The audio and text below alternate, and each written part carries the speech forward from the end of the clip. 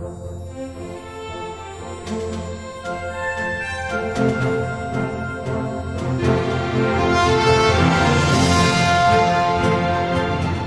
a todos, ¿cómo están? Bienvenidos a este nuevo podcast. Yo soy Enrique y en esta ocasión voy a tratar de explicarles y de compartirles un tema muy interesante y muy importante para todo estudiante de Derecho. Pues estoy hablando de la historia del derecho romano. La verdad es que este tema puede llegar a ser un poquito tedioso y la verdad muy extenso, pero en este podcast voy a tratar de compartírselos de una manera un poquito más interesante, más resumida y más clara para entenderlo. Así que pues bueno, creo que lo más importante y con lo que vamos a comenzar en esta ocasión es con la definición que se tiene del derecho romano.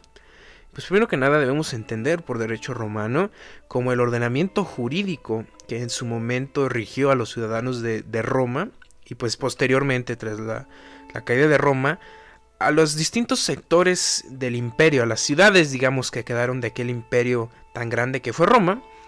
Pues para ubicarnos un poquito en el tiempo, podemos decir que el derecho romano comenzó con la fundación de Roma, a la par de la fundación de Roma, por allá por el año 700 a.C., y se extendió hasta mediados del siglo VI después de Cristo.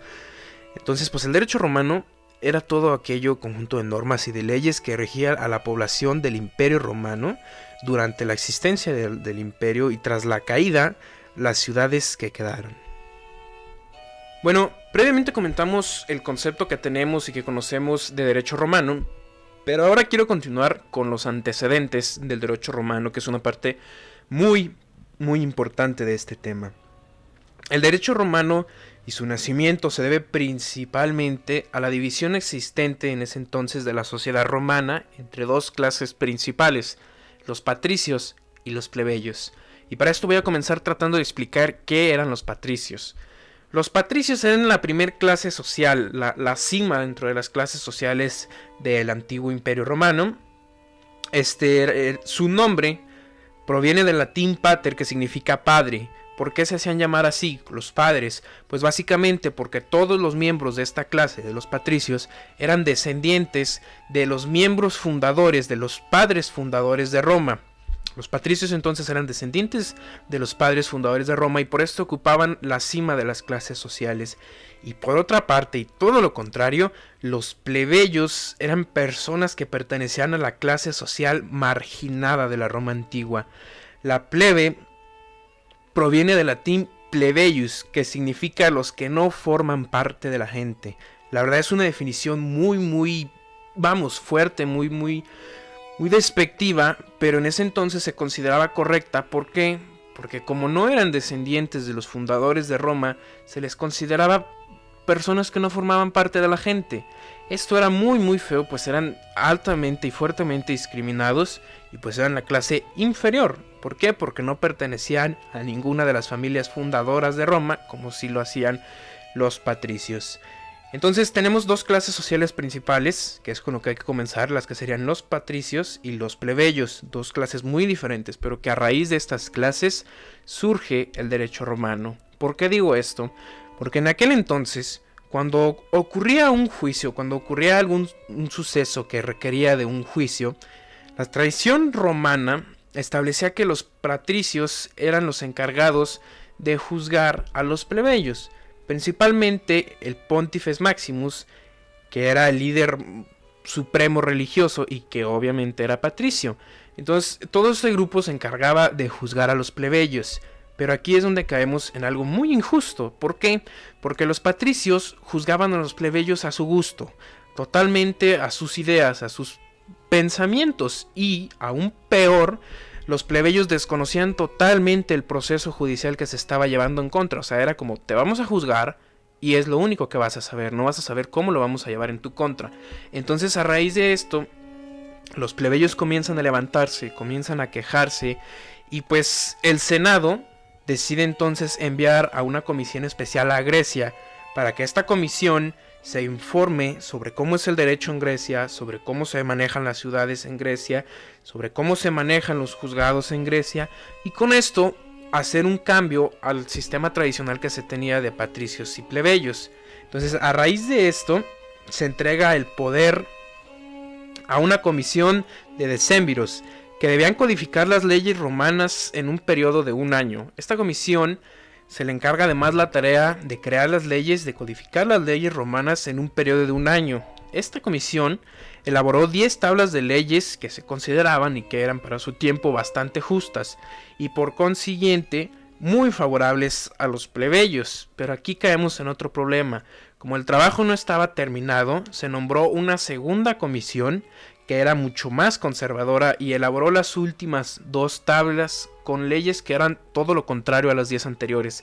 Estas 2 tablas contenían 2 leyes totalmente antiplebeyas. O sea, se dio un paso en las 10 tablas anteriores y en las próximas 2 que se elaboraron se hizo un retroceso porque las leyes contenidas en esas 2 tablas eran totalmente antiplebeyas. Por ejemplo, prohibían los matrimonios mixtos. ¿Qué me refiero con mixtos? Pues matrimonios entre distintas clases sociales. Esta comisión, la segunda comisión, intentó hacerse del poder, pero fue depuesta y el sistema de magistraturas empezó a funcionar de nuevo.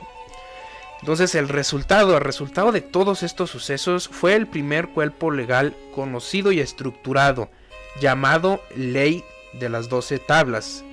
Este cuerpo legal fue fundado o fue estructurado en el año 451 a.C. y fue primeramente expuesto públicamente en el Foro Romano. Ok, y para continuar, ya vimos de momento lo que fue el concepto del derecho romano, lo que nosotros entendemos por derecho romano, así como también el origen y los antecedentes del derecho romano, y a continuación viene una parte muy importante en este tema, que son las etapas que tuvo el derecho romano.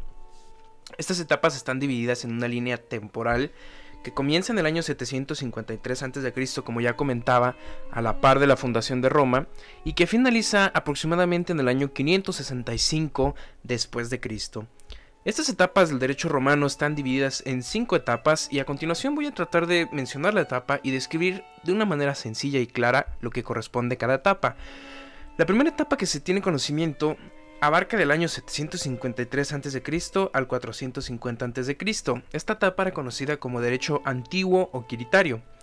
Esta etapa se extendió a lo largo de la monarquía y a principios de la república. Se le llamó así al derecho civil de los romanos de aquella primera época, de la época del 753 al 450 a.C. Algunos autores consideran esta etapa como el derecho precivil, cuyos destinatarios eran los ciudadanos romanos o quirites, por eso era conocido como derecho antiguo o quiritario, porque quirites son los ciudadanos de la antigua Roma. En un principio fue el que provino de la costumbre o de la ley. Su origen básicamente entonces era la costumbre o la ley.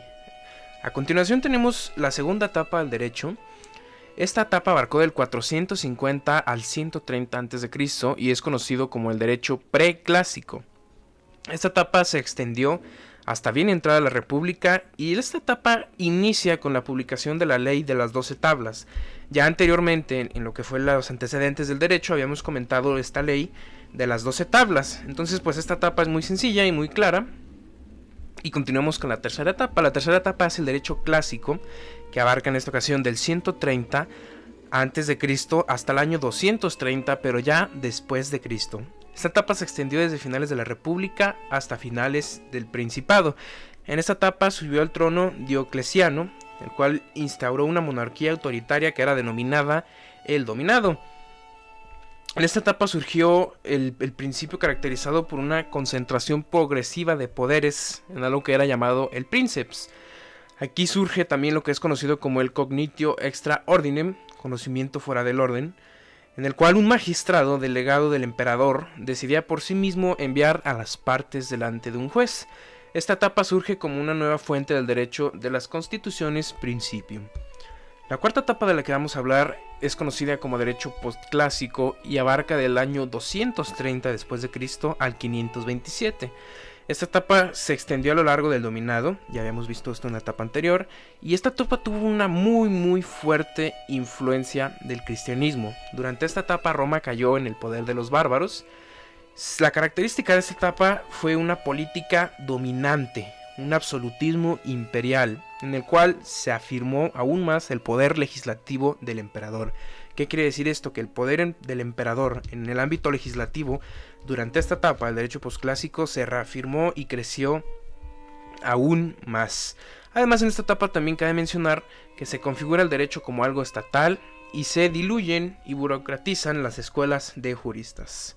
Y la última etapa de la que vamos a mencionar, la quinta etapa, es conocida como el derecho justiniano. Esta etapa abarcó del 527 después de Cristo al 565 después de Cristo. La característica principal de esta etapa es que se extendió en el Imperio del Oriente y coincidió con el gobierno del emperador Justiniano. Más adelante vamos a tratar un poquito el tema de quién fue el emperador Justiniano.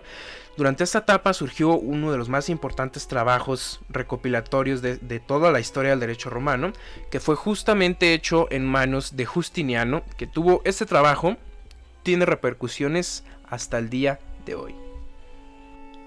Pues bien, ahora quiero hacer un pequeño paréntesis para hablar de Justiniano.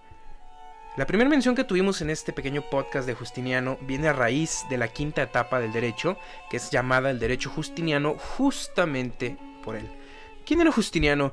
Bueno, Justiniano I fue un emperador muy importante y muy destacado del Imperio Romano de Oriente, desde lo que fue el 1 de agosto del año 527 hasta su muerte en el año 565. Una de las más grandes características del imperio de Justiniano fue que durante su reinado buscó reanimar, revivir, volver a levantar la antigua grandeza de lo que alguna vez fue el Imperio Romano clásico. Y para esto, pues bueno, Justiniano reconquistó una gran parte de los territorios perdidos del Imperio Romano de Occidente. Recordemos que él era del lado oriental del imperio y pues para esto buscó conquistar parte importante del Imperio Romano de Occidente. Es considerada una de las personas más importantes de la antigüedad tardía. Y fue el último emperador, como dato interesante, que utilizó el latín como lengua materna. Pues bueno, esta es una muy breve historia de Justiniano, de su vida y del impacto que tuvo. Pero ahora vamos a hablar de la parte legal, que es lo que más nos interesa a nosotros. ¿Por qué se le llamaba derecho justiniano?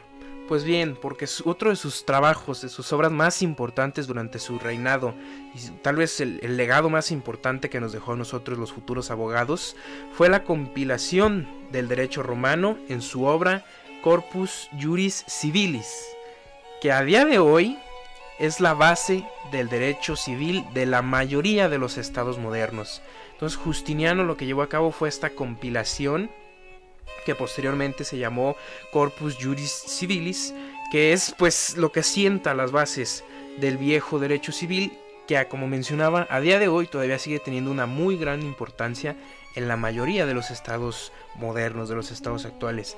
De ahí surge la gran importancia y el por qué quise hacer este pequeño paréntesis para hablar de Justiniano, porque Justiniano no solamente buscó devolverle esa grandeza al Imperio Romano, sino también creó este compilado de leyes uniforme del derecho romano, que pues es la base del derecho civil en una gran cantidad de estados de nuestra actualidad. Y pues bueno, ya hemos llegado a la etapa final de este podcast y creo que hay que recapitular un poquito una vez más en los temas que hemos visto. Comenzamos con una pequeña introducción acompañada de la definición de lo que es el derecho romano. De ahí procedimos a los antecedentes y el origen de por qué surgió el derecho romano. De ahí pasamos a las etapas del derecho romano e hicimos un pequeño paréntesis para conocer un poquito más de uno de los personajes más importantes, que es Justiniano justamente.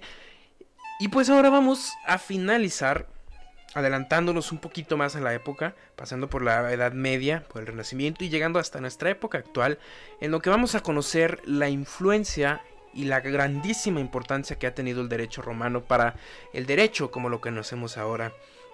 Y pues para esto voy a citar algunos pequeños ejemplos. ¿Qué ejemplos tengo para esta ocasión? Pues bien, el primero es la Common Law, que estuvo vigente en el Reino Unido, a excepción de Escocia, y en los Estados Unidos. Esta serie de reglas tiene su origen y está muy basada en lo que es el derecho romano. Otro de los ejemplos también que tenemos es el derecho continental. Los sistemas de derecho continental también están basados muy directamente en el derecho romano. ¿Qué incluyen o qué naciones se incluyen en este derecho continental? Pues tenemos, por ejemplo, algunos países de Europa continental y de Sudamérica que también están basados en el Código Napoleónico, código que también tiene su base en el derecho romano. vamos a ser ahora un poquito más específicos. Algunos sectores del derecho privado también de nuestra actualidad están muy influenciados de lo que fue el derecho romano y tienen su antecedente remoto en este derecho. Por ejemplo, el derecho civil, como ya comentábamos un poquito más arriba en las etapas del derecho, pues tiene una influencia muy fuerte del derecho romano. A pesar de todos estos siglos que han pasado, el derecho civil sigue basándose en gran parte en lo que fue el derecho romano, ya que responde a algunos criterios de los cuales estuvo compuesto el derecho romano. Más que nada en lo enfocado al derecho patrimonial y pues algunos otros aspectos así. Entonces el derecho romano ha tenido una importancia enorme, como ya he comentado. Muchos de los sistemas que han estado vigentes y que aún se encuentran vigentes del derecho a lo largo y ancho de todo el mundo han tenido su origen o han estado basados muy fuertemente en lo que fue el derecho romano. Por eso es la gran importancia que el derecho romano llega a tener y que tiene en nuestros días, porque sin el derecho romano tal vez no conoceríamos el derecho civil como se conoce ahora, porque el derecho civil es el que más influencia ha tenido por parte del derecho romano. Esta importancia del derecho romano es impresionante porque, como comento, están cosas que uno ni siquiera se llega a imaginar. Por ejemplo, la Common Law del Reino Unido pues está fuertemente basada. El derecho actual en nuestro país tiene una influencia muy fuerte de lo que alguna vez fue el derecho romano. Entonces, pues esa influencia y esa importancia del derecho romano cabe destacarla, porque sin el derecho romano, el derecho como lo conocemos ahora pues no existiría, sería muy diferente. Y pues hay que recordar, como ya mencionamos, toda la importancia y toda la serie de dificultades que se presentaron para que el derecho romano surgiera como lo que es ahora. Pasó muchísimo tiempo para que llegara a convertirse en lo que es ahora. Pasó por 5 etapas y pues es impresionante que a día de hoy, tantos años después del verdadero surgimiento del derecho romano, siga teniendo ese impacto tan grande y tan importante, pues ni más ni menos que en el derecho civil. Pongámonos en pensar cómo sería nuestro sistema sin el derecho civil, y pues cuando lleguemos a la conclusión de que sería prácticamente imposible, tenemos que agradecerle en verdad a los romanos, a los patricios, a los plebeyos, a Justiniano, a todas esas personas que tuvieron y que pusieron su granito de arena para que el derecho romano llegara a ser lo que llegó a hacer en algún momento, y para que posteriormente tuviera el impacto que tuvo y que sigue teniendo en nuestra actualidad. De ahí viene la importancia del derecho romano, y con esto me quiero despedir. Espero haber sido algo claro en estos temas que tratamos. De cualquier manera, si tienen alguna duda o si quieren consultar, las fuentes que yo utilicé para este video están aquí abajo en la descripción. Y pues más que nada agradecerles a todos por haber acompañado en este pequeño podcast, que ya se volvió un poquito enredoso, pero espero hayan entendido la importancia del derecho romano en nuestra sociedad actual.